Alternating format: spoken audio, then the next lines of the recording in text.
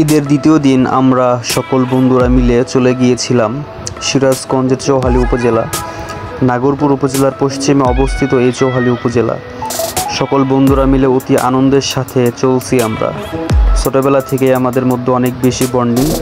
আলহামদুলিল্লাহ, যাওয়ার সময় কোনো প্রকার সমস্যা সৃষ্টি হয়নি।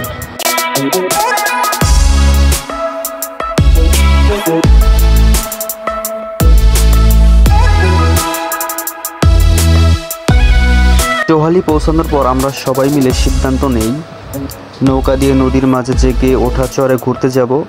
সবাই মিলে বিশাল একটা নৌকা ভাড়া নেই। দেন আমরা আমাদের যাত্রা শুরু করি। চরে গিয়ে দেখি সেখানে অসংখ্য মানুষ বসে বসে আড্ডা দিচ্ছে। অবাক করার বিষয় হচ্ছে সেখানে বেশিরভাগই ছিল অল্প বয়সী যুবক যুবতী। সে যাই হোক, আমরা চরে নেমে কিছুক্ষণ ঘুরে ফিরে আবার তীরে ফিরে আসি।